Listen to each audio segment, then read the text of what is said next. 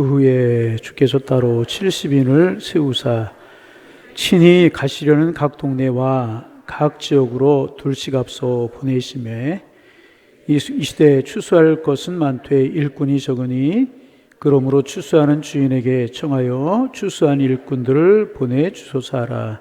갈지어다 내가 너희를 보냄이 어린 양을 이리 가운데 보냄과 같도다. 아멘. 하나님, 우리가 하나님의 자녀이고 하나님은 살아계시고 생명의 복음이 우리 속에 있음을 늘 기억하며 생명의 복음으로 세상을 이기는 삶을 살게 하셔서 우리를 택하시고 부르신 주님을 영화롭게 하는 삶이 저희들의 삶이 되게 하여 주옵소서.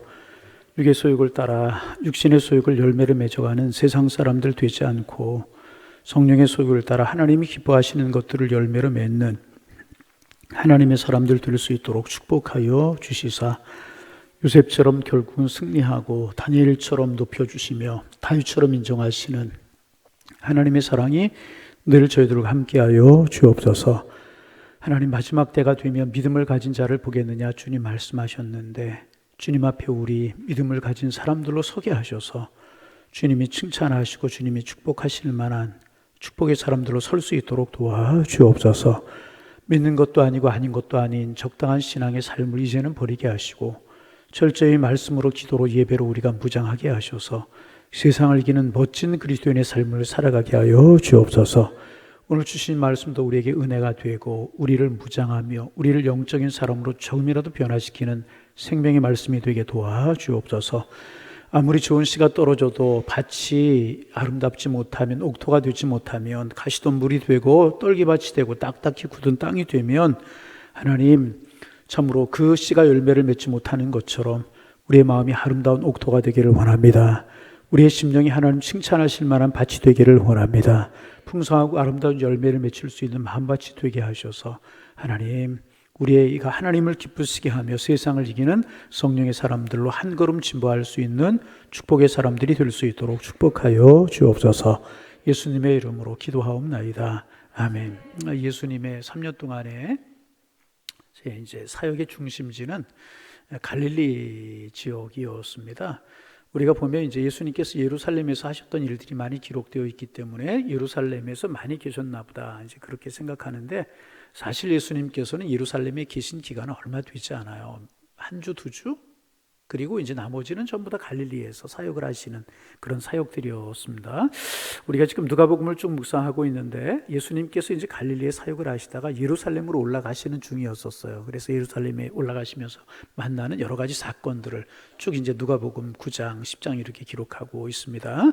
지난 주간에는 우리가 이제 세 명의 불합격자들에 관해서 묵상해 보았어요. 한 사람이 예수님을 따르겠다고 그래요. 예수님께서 말씀하시기를 이제 나는 공중의 새가 깃들고 곳이 여우도 굴이 있는데 나는 인자는 머리 둘 곳이 없다. 내가 가는 그 길은 내가 생각하는 것처럼 그렇게 영광을 받고 존귀를 받는 그런 길이 아니다.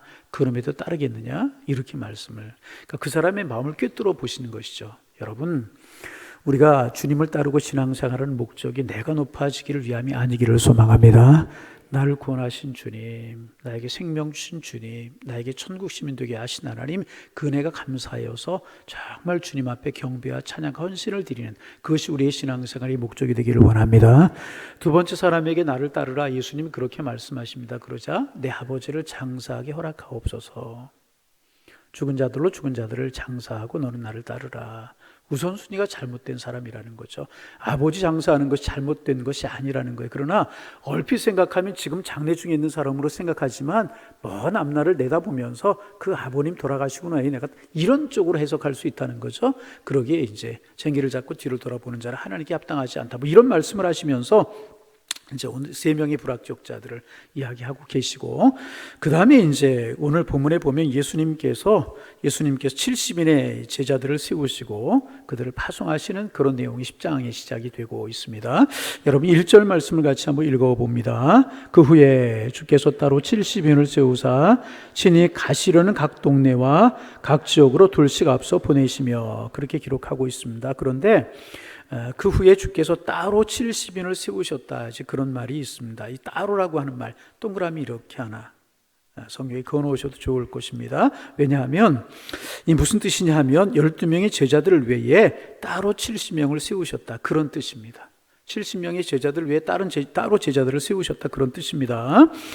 이제 이 말씀을 잘못 해석하는 사람들이 있어요. 12명의 사도들은 당연히 70명 중에 들어가고 나머지 58명을 더하시는 것이다 라고 이야기를 하는 견해가 있는데 그렇지 않습니다. 잘못된 것입니다. 오늘 본문에서 12세도 외에 따로 그들과 구분해서 따로 70인을 세우셨다, 이제 그런 이야기입니다. 그런데 이 70명의 제자들이 누구였는가? 이들의 이름이 성경에 좀 기록되었으면 좋을 텐데 안타깝게도 이들의 이름에 대한 기록이 없습니다. 이들이 누구였는지 하는 기록이 이제 없습니다.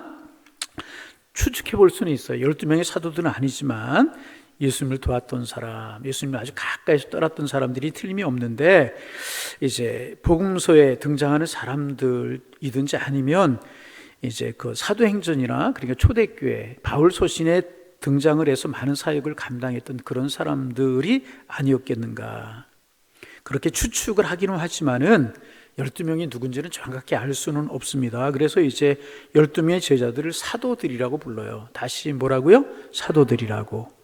이 사도와 70인의 어떤 제자들을 구분하기 위해서 12명의 사도, 70인의 제자들을 이렇게 이제 구분해서 부르기도 하고 말하기도 합니다. 12명과 70명을 구분하기 위해서 사도들, 제자들 이렇게 구분해서 부르고 말하기도 하는 것입니다. 여하튼 예수님께서 이제 70인을 부르셨어요. 그리고 그들을 따로 세우셔서 이제 친히 가려고 하는 각 동네와 각 지역으로 둘씩 앞서 보내셨다. 예수님께서 가시려고 하는 동네와 마을로 둘씩 짝을 지어서 보내셨다. 그러니까 몇 팀을 보낸 거예요? 저녁 안 드신 분들은 배가 고파서, 저녁을 드신 분들은 배가 불러서 계산이 잘 안 돼요.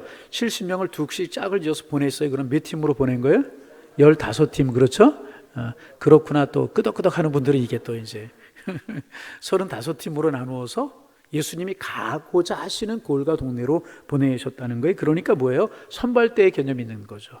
선발대. 여러분, 선발대라고 하는 것이 뭔 줄 아십니까?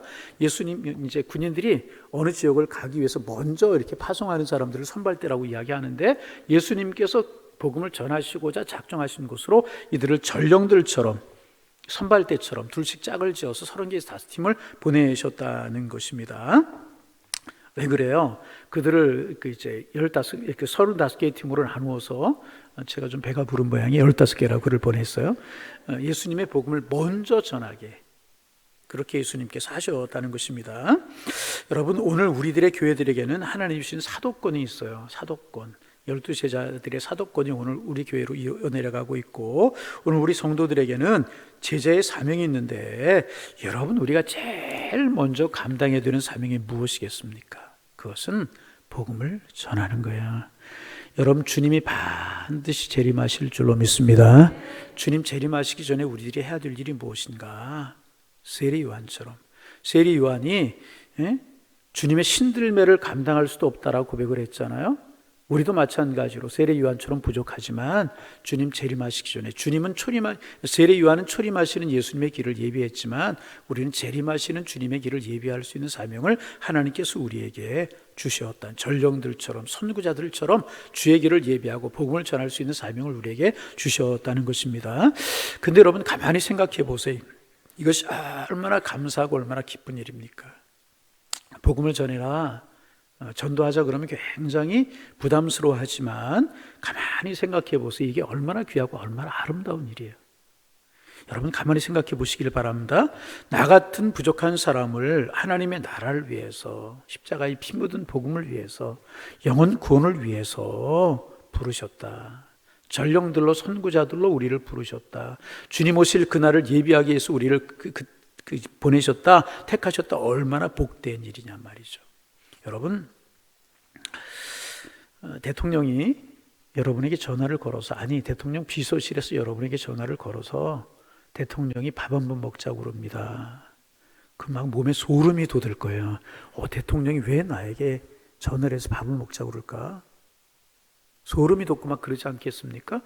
지난번 교회 제가 부목사로 있던 교회 목사님이 김영삼 대통령 시절에 대통령이 장로님이셨잖아요. 그러니까 이제 여러 가지 경호상의 문제가 있어서 그분이 원래는 서울에 있는 충현교회를 나가시던 장로님이셨는데 대통령이 되거나 청와대에서 밖에 나가는 일, 경호상의 여러 가지 문제 때문에 주일마다 목사님들을 청와대로 부르셔서 예배를 인도, 또 목사님들이 바쁘시니까 월요일이나 이런 날들 목사님들을 부르셔서 청와대에서 예배를 드리곤 했었어요.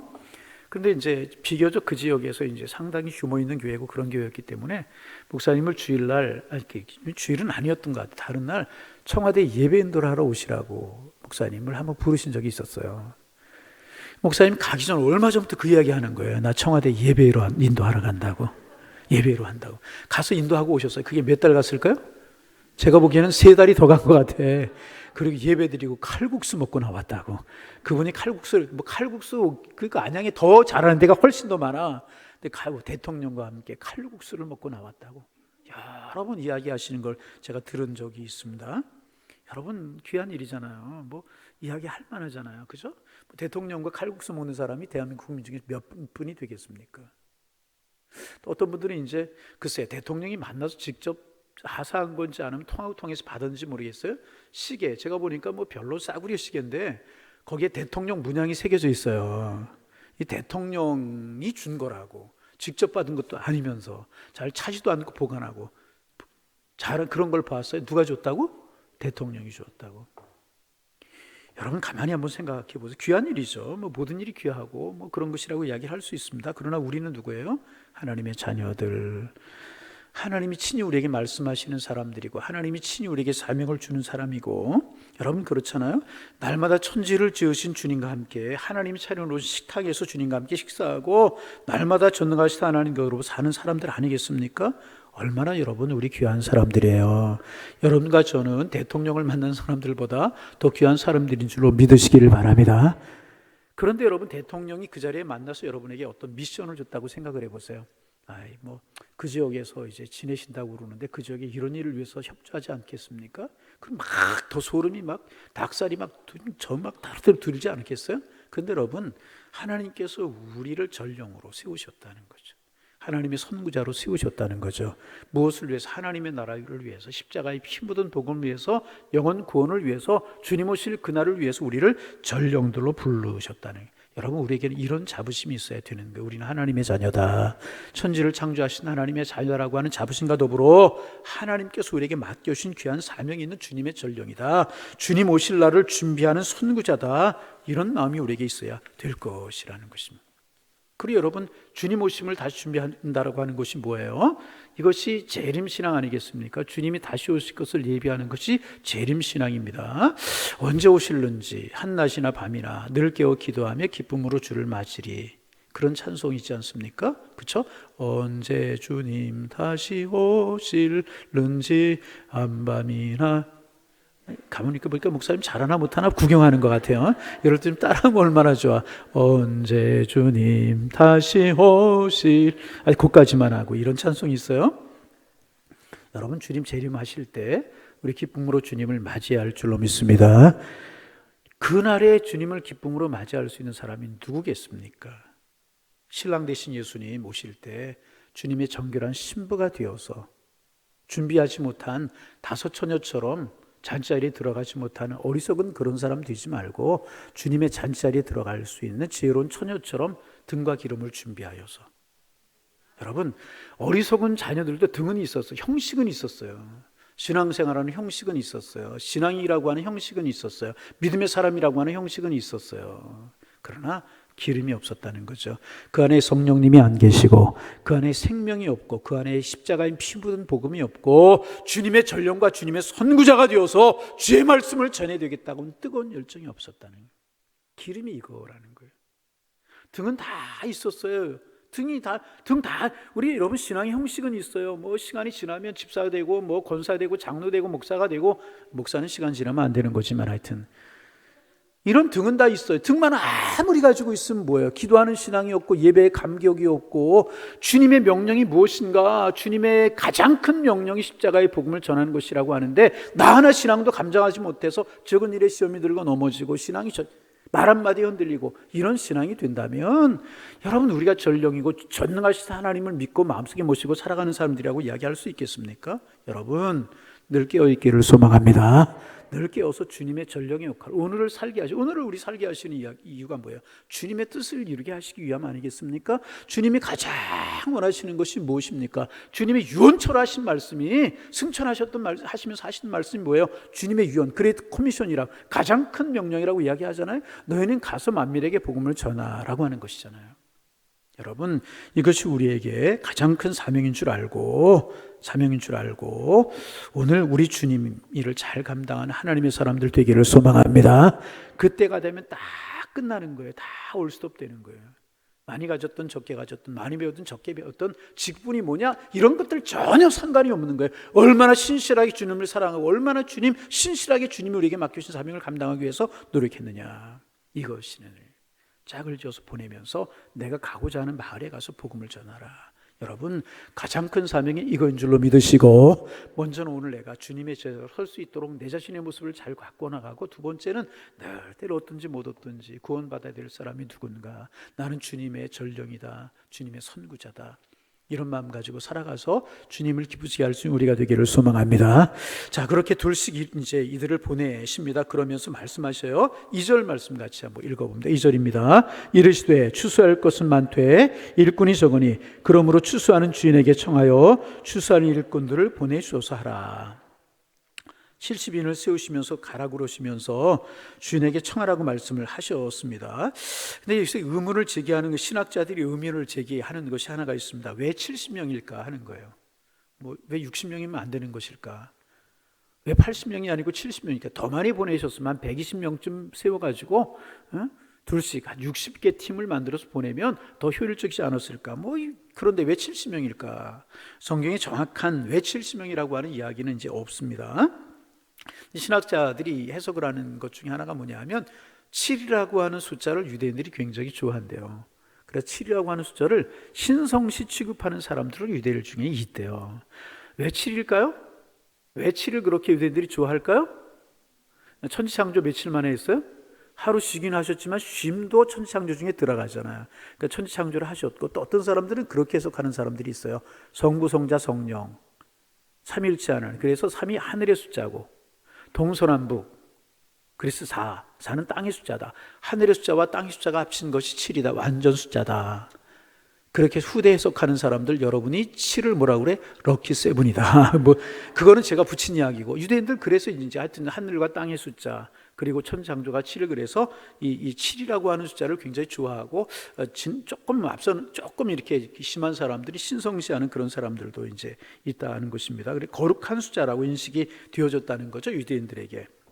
그래서 7, 70, 77 이런 숫자들을 좋아했다고 그래요. 그래서 여러분 이제 요한계시록 이런 곳에 보면, 또 구약에 보면 장로들을 세울 때도 70명. 이 말씀을 준비해서 마음속에 거룩한 욕심이 들었어요. 우리 교회가 막 부흥을 해가지고, 우리 교회 장로님들이 14명 되었는데 우리 교회가 막 부흥을 해가지고 장로님들을 70명까지 세울 수 있는 교회가 됐으면 얼마나 좋을까.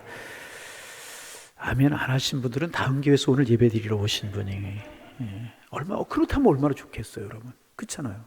아멘. 기도해 주시기를 바랍니다. 70명의 장로들을 세웠다, 그런 기록도 성경에 많이 나오고요. 또 이제 우리나라의 국회의원과 같은 이제 종교의 어떤 최고의 의결기관이 그들은 사내들인 공회라고 그랬는데, 사내들인 공회 회원도 70명이었었어요. 공교롭게 70명들이잖아요. 그리고 베드로가 예수님께 묻죠. 용서를 하되 몇 번까지 용서하리까? 70번씩? 근데 왜 70번씩 7번이 나와요? 7을 그만큼 좋아하고 70번이라고 하는 490번만, 77이 490번이잖아요. 그렇게만 용서하라고 하는 것이 아니라 무한히 용서하라, 그런 뜻이었는데 70번씩 7번까지 예수님이 그렇게 말씀하셨어요. 왜 7일까? 이런 맥락이 아닐까, 이제 그런 생각을 하게 되는 것입니다. 그래서 유대인들은 이 7, 70이라고 하는 숫자에 유독 의미를 두었다. 그런 의미로 예수님께 70명을 전대가 파송했는지 모르겠지만은 아무튼 70명의 제자들을 이제 둘씩 짝을 지어서 보내셨다는 것입니다. 이렇게 70명을 세우셔서 파송을 하시면서 두 가지 행동 지침을 그들에게 주셨습니다. 먼저는 뭐냐 하면 주인에게 청하여 추수할 일꾼을 보내주소서 하라 그랬어요. 주인에게 청하여 추수한 일꾼을 보내주소서 하라. 여러분, 여기에 깊은 의미가 있습니다. 이 말씀을 듣고 있는 이들이 지금 일꾼으로 나가고 있어요. 제자로 선택받았어. 이게 일꾼이 되었다는 이야기죠. 현장으로 나가라. 일꾼으로 파송을 받았다는 그런 이야기입니다. 그런데 주인에게 일꾼을 보내어 달라고 기도하라고 명령하고 주님이 명령하고 계신다는 거예요. 그럼 이게 무슨 뜻일까? 이게 무슨 뜻일까? 이들만으로, 다시 말하면 70명만을 가지고는 부족하다. 다시 70명만 가지고는 턱 없이 부족하다. 경상도 말로 택도 없이 부족하다. 뭐 이런 뜻이 그 속에 담겨져 있는 것입니다. 일꾼들이 여기 있습니다. 그러니 거둘 곡식을 주옵소서. 이게 아니라는 거예요. 우리가 일꾼 나갑니다. 그러니 거둘 곡식을 주옵소서. 그런 말이 아니고, 그렇게 기도하라고 하는 것이 아니고, 이들 뒤를 이어서 일할 일꾼을 보내달라. 그렇게 너희들 기도하라. 너희들 가지고만 부족하니까 더 많은 일꾼들을 세워달라고 기도하라. 그런 뜻이라는 것입니다. 여러분, 우리 교회가 감사할 일들이 참 많이 있어요. 죄송한 말씀이지만 우리 교회가 개척할 당시 한국 교회가 부흥하던 시대는 이제 지났다. 그래서 우리 교회가 개척할 당시에 무슨 일이 있었냐 하면 이제 50%의 교회가 정체되어 있고 40%의 교회는 줄어들고 있고 1%의 교만 성장한다 라고 하는 말이 나올 때 우리 교회가 개척이 됐어요. 이 말을 다시 바꿔서 이야기하면 10교회가 있어요. 그러면 5교회 교회는 정체되어 있는 거예요. 성장하지도 않고 줄어들죠. 5교회 교회고 4교회는 줄어들고 있고, 그리고 1교회 교회는 부흥하는, 그럴 때가 저희 교회 개척할 당시였다고 그랬어요. 그런데 하나님의 은혜로 우리 교회가 은혜 중에 여기까지 왔어요. 은혜 중에 참 하나님의 은혜입니다. 이런 거 감사할 일들이고, 또 짧은 기간 동안 우리가 성전을 건축하고 이제 입당을 하고 참 감사할 일들이 많은데, 그 중에 하나는 뭐냐면 교회가 젊은 교회다. 그리고 어린아이들이 많다. 그래서 이제 요즘 와가지고는 이제 교회가 목사 나이 따라 이렇게 나이가 많아지는 게 아닌가. 그러면서 이렇게 연세 드신 분들은 많아졌어요. 그래서 이제 연세 드신 분들 그래도 많은데, 그래도 비교적 우리 교회는 젊은 교회입니다. 다른 교회에서, 서울에서 이런 교회에서 와보고 우리 교회를 보고 깜짝 놀랄 젊은 분들이 많다. 이게 감사할 일이고, 또 하나는 뭐냐 하면 아이들이 많아요. 근데 이런 것은요, 우리가 잘했기 때문에 그런 건 아니에요. 오산이라고 하는 도시가 젊은 도시고, 그죠? 젊은 도시의 특징이 뭐예요? 아이들이 많다는 거잖아요. 그래서 우리 교회가 참 아이들이 많았어요. 그죠? 아이들이 참 주변 교회들에 비해서, 여러분, 교회 학교가 없는 교회가 이 수도권의 50%가 넘다고 그러잖아요. 50%가 뭐예요? 지금 더 많아졌죠? 근데 우리 교회는 참 많았어요. 우리 교회 교회 학교가 많이 출석할 때는 900명, 800명까지 출석을 했었어요. 어른 출석이 1200명, 1300명 될 때 그랬단 말이죠. 참 교회 학교가 많았어요. 그런데 이제 참 코로나로 인하여서 이제 많이 이제 줄어서, 지난주인가요? 그 전주에 교육자들하고 쭉 이야기하면서 매주 제가 이제 각 부서 통계를 받아보지만, 요즘 교회 학교 통계가 코로나 시대 때 말고 코로나 지난 다음에 딱 코로나 이전의 절반 수준으로 보여요. 어른은 3분의 2, 교회 학교는 지난주 그 유치부가 많이 모일 때 110명 그렇게까지 모일 때가 있었지만, 지난주에 50명 모였어요. 그러니까 절반 정도, 각 부서가 공이 이제 그 정도 보이는 거 이제 같아요. 그런데 여러분, 참 중요한 이야기 오늘 좀 나누려고 합니다. 우리가 교회 학교를 위해서 투자도 해야 되고요, 열심히 기도도 해야 되는 거예요. 여러분, 다음 세대 교회 학교가 줄어들고 교회 학교가 없어진다는 이야기는 내일의 소망이 없다는 거예요. 그래서 어떤 분은요, 이렇게까지 심하게 표현한 분이 계셔요. 교회 학교가 성장하지 않으면, 여러분이 죽으면, 여러분이 돌아가시면 관을 들어줄 사람이 없습니다. 이런 이야기. 여러분 잘 무슨 이야기인지 감이 안 오시죠? 왜?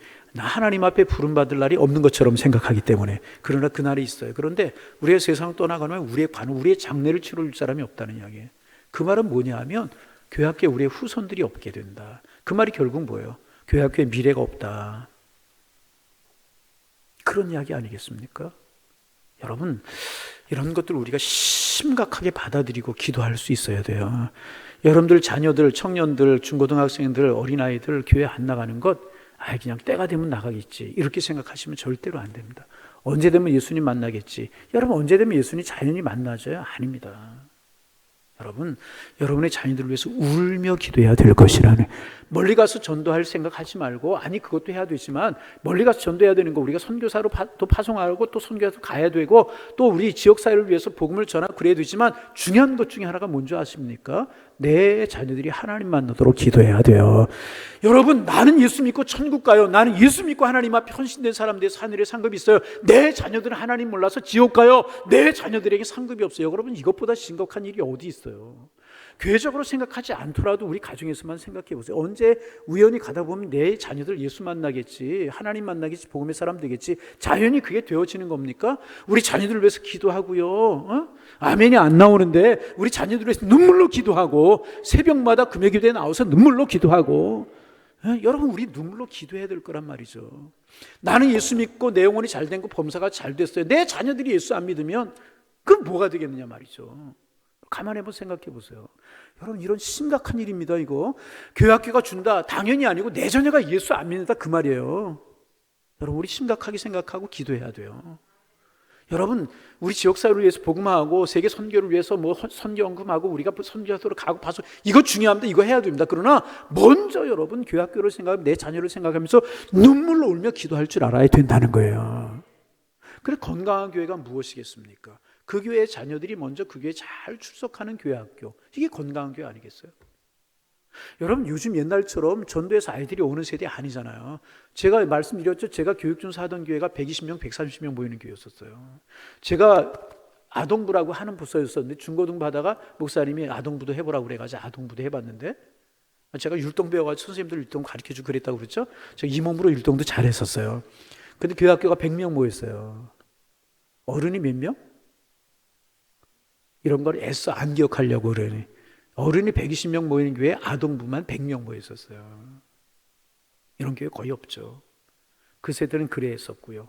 또 그만큼 열심히 하기도 했지만은, 여러분, 그 사람들이 성장을 해 지금 청년들이고, 우리 교회도 가끔 청년들이 와요. 그때 교회학교 아이들이 와요. 그 중에 하나 목사님, 오늘 금요일날 낯선 사람이 와서 앉아있더라고. 처음엔 잘 모르겠어. 끝나고 나서 저를 기다리고 있더라고. 물었더니 제가 교회학교 할 때 아우린 아이였었대. 그리고 지금 목사님이 되어가지고 제 수소문해 가지고 왔다. 그런 세대였단 말이죠. 근데 이렇게 교회학교가 줄고 교회학교하고 우리 자녀들이 예수 안 믿으면 도대체 한국교회 미래는 어떻게 되고 유럽교회 닮아가는 거 아니겠습니까? 애타는 마음으로 여러분, 다른 것 말고라도 여러분 새벽 기도에 나와서 내 자녀들의 영혼 구원에서 울며 기도해야 되지 않겠어요? 여러분, 그렇잖아요. 내 자녀들의 진로를 위해서 기도하는 것도 중요하지만 영혼 구원에서 금요기도회마다 나와서 기도하고 새벽마다 나와서 기도하고, 사정이 안 된다면 우리가 있는 자리에서 기도해야 되지 않겠냐, 그 말이야. 이게 뭐예요? 추수한 일꾼을 보내달라고 하는, 일꾼으로 파송되면서 일꾼으로 보내달라고 기도하라고 주님이 말씀하신 것이 뭐냐면 그런 의미라는 거죠. 추수한 일꾼들 너희 가지고 모자라다, 더 많은 일꾼들이 세워져야 된다, 이렇게 우리가 기도해야 돼요. 여러분, 이런 교회학교가 위기지만 또 하나 뭐냐면 인구적으로도 위기. 제가 어디 통계 나온 것을 보았어요. 통계 나온 것을 보았더니 2070년이 되면 지금대로 나면 남북한이 앞서 3070만 분이 안 된대요. 2070년이 되면. 지금 몇 만입니까, 우리나라 인구가? 남북한 앞에서 남한이 몇 명이에요? 예? 그렇다고 치고 남북한이 몇 명이에요? 남북한 합치면 몇만 돼요? 예? 몇만? 7천만, 7,500만 그렇게 된다고 그러죠. 그런데 2070년이 반으로 떨어진다는 게, 인구가 하도 안 나서. 그렇죠? 울음소리가 끊긴 지역마다 지역이, 우리는 그래도 오산이라고 하는 젊은 도시에 살아서 이런 거 피부적으로 잘 몰라요. 참 심각한 일입니다. 심각한 일. 여러분, 이슬람의 정책이 뭔 줄 아세요? 이슬람의 정책은 자녀를 많이 낳는 거예요. 그래서 막 타스로 지금도 낳아. 그러면 이슬람의 교리가 뭐냐 하면, 이슬람 남자의 부인이 되면은 이슬람으로 자연히 귀화가 돼야 돼요. 그렇지 않으면 죽여도 된다는 고리가 있어요. 그리고 자녀들은. 그래서 여러분, 이슬람이 지금 폭발적으로 늘어나지 않습니까? 여러분, 그렇잖아요. 그래서 어떤 통계에 보니까 50년 뒤에 보면 인도가 16억이 되고 중국이 12억이 된다고 그래요. 우리나라는 3천만, 3,050만이 된다고. 줄어드는 거, 줄어드는. 그래서 마음속에 좀 짓궂은 생각이 들었어요. 자, 우리 교회 교인들 50대 이하는 다 한 번씩 생각해 보는 걸로 해. 전도 못하면 낳기라도. 그리고 믿음으로 신앙. 요즘 낳고도 믿음으로 신앙으로 안 키우니까 문제지만 내 자녀가 신앙 믿음 안 가지는 것에 대해서 안타까움이 없단 말이에요. 안 되는 거예요. 내 자녀 언제 예수 믿겠지? 그게 자인이 되나요? 복음을 전하고 눈물로 기도하고 그래야 되는 거지. 여러분 우리 다 그렇게 하실 수 있기를 바랍니다. 그래서 앞으로 우리에게 권사님을 세우거나 장로님을 세울 때는 손주까지 앞에서 가족이 한 30명 이하 안 되면 권사님 안 되고요. 장로님 되려면 한 50명은 돼야 되고 막. 제가 왜 이야기하는 줄 아세요? 여러분 잘 좀 들어보세요. 잘 좀 들어보세요. 여러분 그 통계가 나온 것이 있어요. 선교사 숫자로 따지면 우리나라가 세계 2위국이거든요. 미국이 한 2만 정도, 우리나라가 15,000명 정도, 13,000명 정도를 파송해서 참 이게 참 감사한 일이에요. 요즘 뭐 코로나 이런 것 때문에 다 이제 뭐 철수라 이런 문제 많지만 코로나 이전으로 따지면 그렇다는 것입니다. 유럽은 각 나라에 통계가 없어요. EU라고 그래가지고 유럽연합체죠. 같이 통계가 나오는데 통틀어서 5만 명 정도. 그래서 전 세계 개신교 선교사가 이 코로나 이전에 16만 명 정도 되었다고 그래요. 16만. 그런데 여러분 몰몬의 선교사 숫자는 여러분 몰몬교 아시죠? 우리 한동안 우리나라에서 왜 젊은 코쟁이 이렇게 서양 사람들이 남자들이 둘씩 짝을 지어 다니면서 복음을 전하는 그런 사람들이 있었죠? 지금 많이 없어요. 그 사람들 어디로 갔는지 제3세계 지역으로 갔겠죠. 가고 그랬어요. 그 몰몬교 그 사람들의 선교사가 전 세계 60만 명이래요. 개신교 선교사는 몇 명이라고요? 16만 명. 그런데 여러분 더 놀랄 만한 일이 있어요. 모슬렘, 회교도죠. 이슬람의 선교사가 몇 명이냐? 150만에서 200만이라는 거예요. 그래서 통계로 잡히지 않은 인원까지 다 하면 200만이 넘을 것이라고 이야기를 합니다. 그런데 교회는 얼마나 개신교 숫자와 이슬람 숫자가 비슷하다고 봐야실까? 그런데 선교사 숫자는 거의 무슬람이 기독교 선교사에 비해서 10배가 된다는 거예요. 개신교 선교사는 16만. 그런데 회교도 선교사는 몇만? 200만. 200만이 훨씬 넘다. 거기에다가요, 지금 그 중동 지역에 이제 모슬렘들이 많잖아요. 그러니까 그들이 뭐냐면 오일머니, 돈이 많아요. 그죠? 그러니까 기름을 팔아서 번 돈 가지고 막 각국의 세계 각국에 막 파서 그 돈을 투자하고. 여러분 놀랄 만한 거는 우리나라의 수능 시험을 볼 때 제2 외국어로 택하는 게 있죠. 영어를 택하면 또 뭐 이제 뭐 일본어를 택한다든지 중국어를 그런 제2 외국어를 택하죠. 근데 거기에 히라보가 들어있다는 히라보. 근데 히라보를 그 수능에 나오는 수준이 뭐냐면 모스크를 해놓고 이게 뭐냐 그런 수준이래요. 그러니까 그 히라보를 택하면은 점수가 제2 외국 점수가 높이 올라갈 수 있도록 그렇게 만들어놨다는 거죠. 그 우리나라에 뭐 회교타운을 건설하고 그런다고 그랬잖아요. 어느 대통령 시절에 그랬잖아요. 이게 뭐냐면 다 그 오일머니를 가지고 그렇게 하려고 그런다는 거죠. 이 돈 많죠. 돈으로 막 선교 숫자 많죠. 막 그들은 결혼 아이들을 막 낳죠. 여러분 그렇게 되면 결국 어떻게 되겠습니까? 열심히 해요. 그럼 가만히 보세요. 그들은 죽은 하나님 아니 없는 하나님을 섬기는 사람들이잖아요. 없는 신을 섬기는 사람들이잖아요. 우리는 생명의 주님, 능력의 주님, 전능의 주님. 그들은요 복음을 전하는데 목숨을 걸어요. 그들이 가장 타겟으로 여기는 대상이 누군 줄 아십니까? 기독교인들이요. 기독교인들을 예수만 만나서 자기네 회교도 만들어라. 그렇지 않으면 죽여도 좋다. 그래서 비행기 테러를 하고 막 그러는 거예요. 여러분 저희 교회가 성지순례 갔다 왔을 때 그 다음에 한 2년 지난 다음에 우리 성지순례를 인도했던 가이드가 그 이집트에서 요르단 넘어가는 국경에서 테러를 당해 죽었잖아요. 자살폭탄, 자기도 죽을 줄 아는 거예요. 근데 성지순례 온 사람들은 누구에 다 기독교인들이란 말이죠. 그러니까 자기가 폭탄을 몸에 두르고 기독교인 성지순례 온 그 버스에 올라와서 자폭해서 죽잖아요. 그러면서 기독교인들을 죽이잖아요. 기독교인들이 타겟이라는 거죠. 그리스도인들 자기네들 회교도 만들지 못하면 죽여도 좋다. 그래서 막 비행기 테러하고 이러는 거란 말이죠. 얼마나 무섭게 하는지 몰라요? 그런데 그들은 뭐예요? 없는 신이에요. 죽은 신이에요. 있지도 않는 거예요. 가짜로 만들어 놓은 신이에요. 그런데도 그렇게 해요. 그런데 우리는 생명의 복음, 은혜의 복음, 전능하신 하나님을 믿는 우리는 어떤 마음으로, 어떤 자세로 예수 믿고, 어떤 마음으로 신앙생활하고, 어떤 자세로 기도하고, 어떤 마음으로 복음을 위해서 내 자녀 하나를 향한 열망이 우리에게 없는 것이 사실 아니겠습니까? 여러분, 우리의 마음속에 뜨거운 마음 가져야 될 줄로 믿습니다. 가만히 이런 것들을 생각해 보세요. 우리가 지금 무엇을 위해 어떻게 살아야 될지. 그래서 모여서 이야기하고 친교하는 것도 참 좋아요. 모여서 이야기하고 친교하는 것도 좋아하지만 더 중요한 게 뭐예요? 적은 일에 시시비 가리려고 적은 일에 생명을 걸고 적은 일에 그러지 말고 모여서 기도하고 나가서 복음을 전하는 그것이 여러분 마땅히 우리가 해야 될 일인 줄로 믿습니다. 그 교회가 해야 될 일이 뭐라고요? 예수 안 믿는 사람 복음 전에 예수 믿게 만들고 예수 믿는 사람 더 잘 믿게 하는 것, 그게 교회가 하는 일이고 목회가 그게 하는 일이란 말이에요. 여러분, 우리 교회가 그런 교회가 되기를 소망합니다.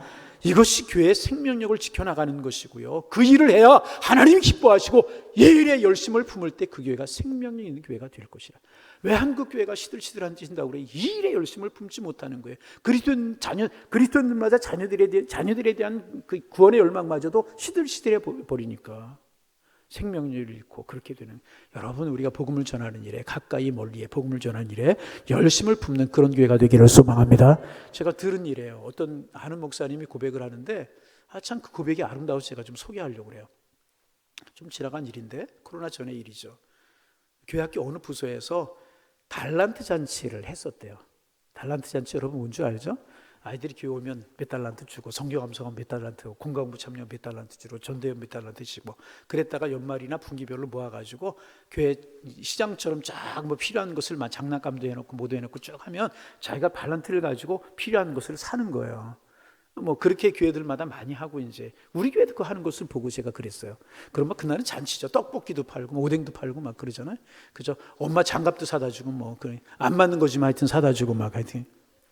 그게 달란트 잔치예요.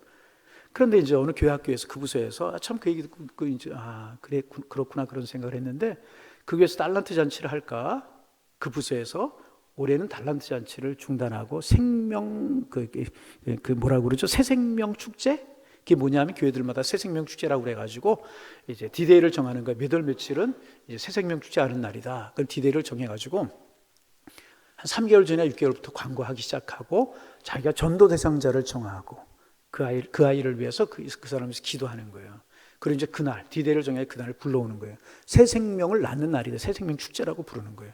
그리고 전도하는 날로 정하고 등록하게 복음을 전하고 그런 일, 새 생명 축제를 할까 하다가 달란트 시장을 과감하게 접고 새 생명 축제 하는 걸로, 거기에 쓰이는 예산과 거기에 쓰이는 정성과 준비할 모든 힘을 새 생명 축제로 모으기로 했다. 그런 이야기를 하면서 목사님이 그런 표현을 하셨어요. 내가 그 부서 전사님을 주일날 되면 업고 동네 한 바퀴를 돌고 싶다. 그런 말씀, 그 목사님의 마음을 읽을 수 있는 건 아니겠습니까? 그게 교회 본질이고, 물론 달란트 잔치 필요 없다는 이야기 아니에요. 때에 따라서는 그렇게 해서 아이들 격려하고 뭐 교회 출석도 격려하고 전도도 격려하고 공강부도 격려하고 그래야 되겠죠. 그거 뭐 쓸데없는 일이라고 이야기하죠. 그러나 교회의 본질은 그것보다 더 중요한 것이 있다는 게 뭐예요? 영혼을 구원하는 일, 복음을 전하는 일, 새 생명을 낳아 기르는 일, 이것이 가장 중요해요. 죽어져가는 영혼에 대한 목마름이 우리에게 있어요. 죽어져가는 영혼에 대한 목마름이 우리에게 있어야 되고, 죽어져가는 영혼을 사랑하는 뜨거운 마음이 우리에게 있어야 될 것이라. 왜? 그것이 주님의 마음이기 때문에. 주님이 왜 자기의 몸을 친히 버리셨어요? 왜 십자가를 지셨어요? 왜 피를 쏟으시고 물을 쏟으셨어요? 하늘 보좌를 버리시고 왜 이 땅에 오셨느냐 말이죠. 하나님 자기의 외아들이 죽어가는 그 아픔을 하나님 왜 맛보시고 왜 친히 그런 일을 하셨느냐 말이죠. 다른 것 아니에요. 저와 여러분의 영혼 구원을 위해서, 저와 여러분의 영혼 구원만을 위해서만이 아니라 죽어져가는 또 다른 영혼을 구원하시기 위해서 주님 십자가에 죽으시고 그 자기 아들을 죽는 아픔을 맛보셨다는 거죠. 그리고 말씀하세요. 이 마음을 너희가 갖기를 원한다. 승천하시면서 일하라. 그렇게 주님 말씀하셨지 않습니까?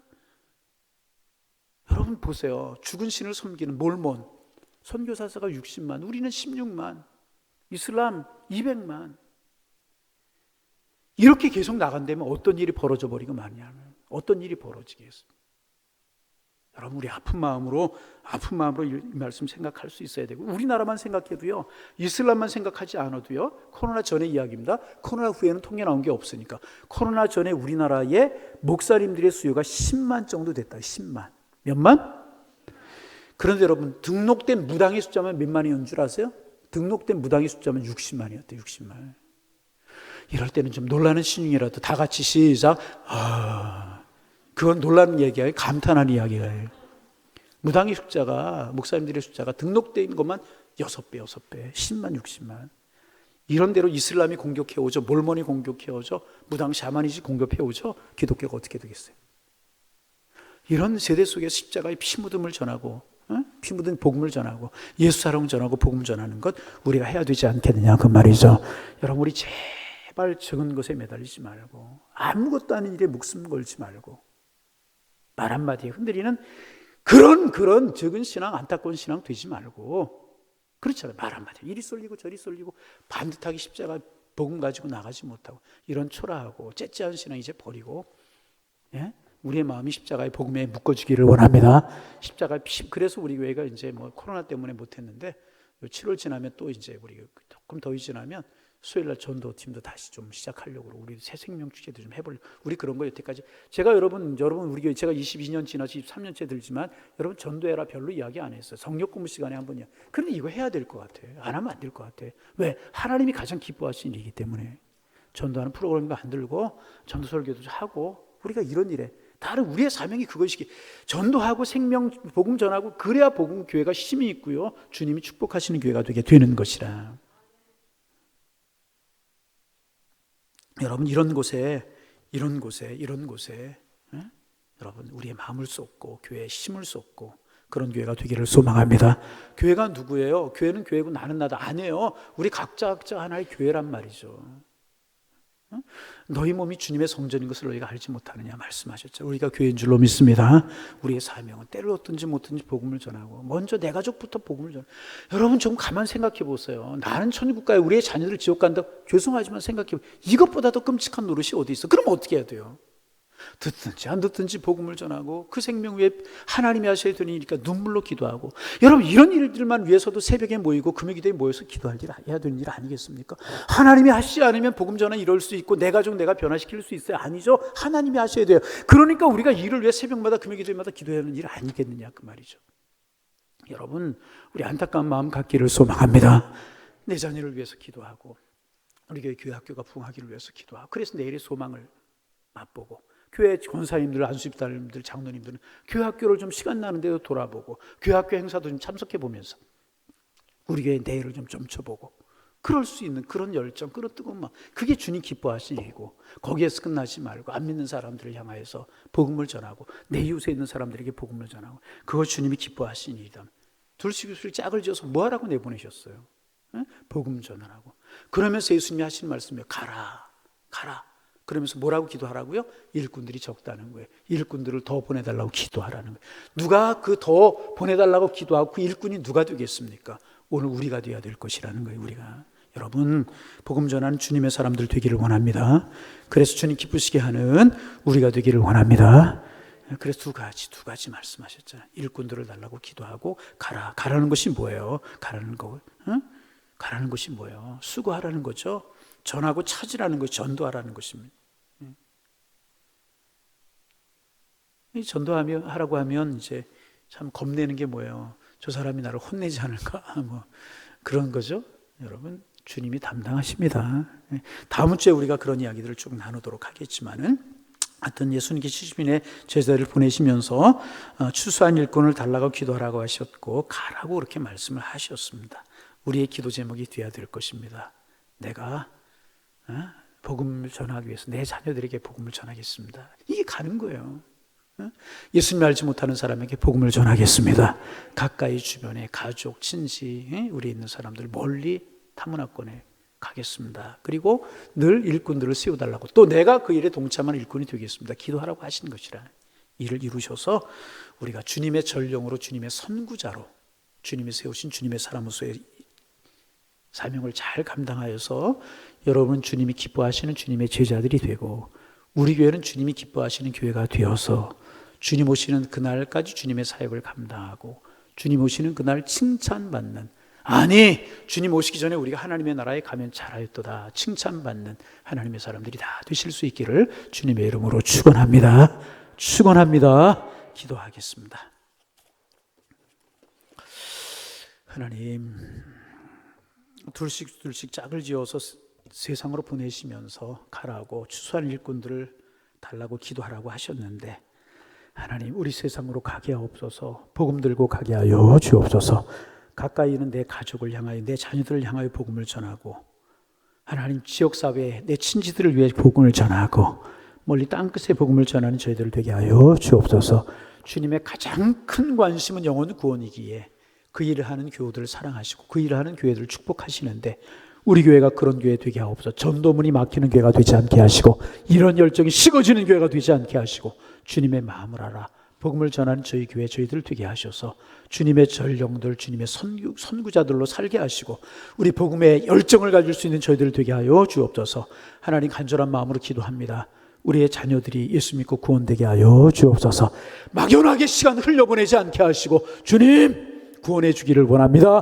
구원하여 주옵소서. 눈물로 금식하며 기도할 수 있는 저희들 되게 하여 주셔서 우리의 가족 구원이 이루어지게 하시고, 하나님 우리의 친지들이 구원이 이루어지게 하시고, 우리 구역 지역사회의 복음화가 되게 하시고, 하나님 복음 아닌 것을 복음처럼 전하는 사교들, 이교도들에 맞서 당당히 하나님의 사람들을 이어갈 수 있는 저희가 되게 하여 주옵소서. 이런 교회들을 사랑하시고 이런 교회를 사랑하시는 주님의 마음을 알 수 있는 저희들 되게 하여 주옵소서. 주님 은혜를 주시고 복음을 향한 뜨거운 열정을 저희들이 허락하여 주옵소서.